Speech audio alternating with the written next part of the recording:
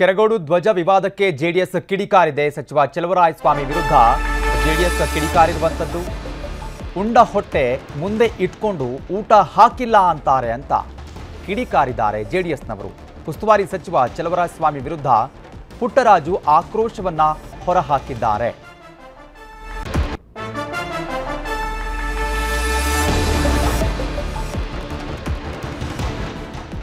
Deve Gowda HDK ಕೊಡುಗೆ ಏನಂತ ಎಲ್ರಿಗೂ ಗೊತ್ತು, ಸುಮ್ಮನೆ ನಾಟಕ ಮಾಡಬೇಡಿ ಅಂತ ಕಿಡಿಕಾರಿದ್ದಾರೆ ಪುಟ್ಟರಾಜು. ಧ್ವಜ ವಿವಾದಕ್ಕೆ ಸಂಬಂಧಪಟ್ಟಂತೆ ಜೆಡಿಎಸ್ ಕಿಡಿಕಾರಿರುವಂಥದ್ದು. ಉಸ್ತುವಾರಿ ಸಚಿವರನ್ನ ತರಾಟೆಗೆ ತೆಗೆದುಕೊಂಡಿದ್ದಾರೆ. ಉಸ್ತುವಾರಿ ಸಚಿವರು ಹೇಳಿದ್ರು ಏನು ಕೊಡುಗೆ ನಿಮ್ದು ಅಂತ, ಅದಕ್ಕೆ ಇಲ್ಲಿ ತಿರುಗೇಟನ್ನು ಕೊಟ್ಟಿರುವಂಥದ್ದು. ಈ ಜಿಲ್ಲೆಯನ್ನ ಒಂದು ಸಮಗ್ರವಾಗಿ ಅಭಿವೃದ್ಧಿ ಮಾಡುವಂಥ ವಿಚಾರ ಇರ್ಬೋದು, ಈ ಜಿಲ್ಲೆಯನ್ನ ಏಕತೆಯಿಂದ ತೆಗೆದುಕೊಂಡು ಹೋಗುವಂಥ ವಿಚಾರ ಇರ್ಬೋದು, ಯಾವ್ಯಾವ ಪರಿಶ್ರಮಗಳನ್ನು ಹಾಕಿದ್ದಾರೆ ಅಂತಕ್ಕಂಥ ಮಾತನ್ನು ವಿಚಾರಗಳನ್ನು ನಿಮ್ಮ ಇದೇ ಥರ ಕೂತ್ಕೊಳ್ಳೋಣ, ಇಲ್ಲೇ ಬೇಡ, ದೊಡ್ಡ ಸಭೆನೇ ಬೇಡ, ನಾನೊಂದು ಕಡೆ ಕೂತ್ಕೊಳ್ತೀನಿ, ನೀವೊಂದು ಕಡೆ ಕೂತ್ಕೊಳ್ಳೋಣ, ಇದೇ ಸಭಾಂಗಣದಲ್ಲಿ ವಿನಿಮಯ ಮಾಡ್ಕೊಳ್ಳೋಣ.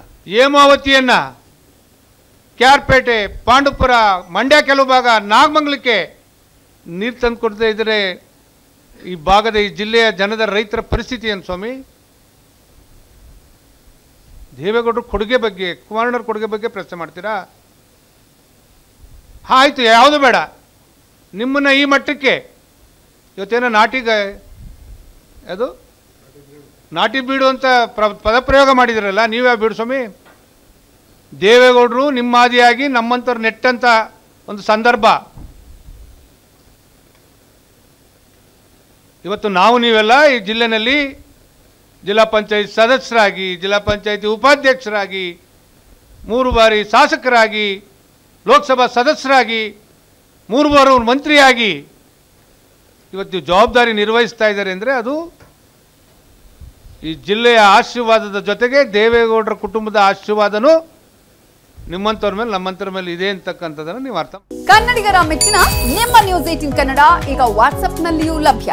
ಕರ್ನಾಟಕ ಮತ್ತು ದೇಶ ವಿದೇಶದ 360 ಡಿಗ್ರಿ ಸುದ್ದಿ ವಿವರವನ್ನ ನೀವು ನಿಮ್ಮ ಕೈ ಬೆರಳುಗಳಲ್ಲಿಯೇ ಪಡೆಯೋದಿಕ್ಕೆ ಈ QR ಕೋಡ್ ಅನ್ನ ಸ್ಕ್ಯಾನ್ ಮಾಡಿ. ನಮ್ಮ ಚಾನೆಲ್ ಅನ್ನ ಫಾಲೋ ಮಾಡಿ, ನೋಟಿಫಿಕೇಶನ್ ಆನ್ ಮಾಡಿ.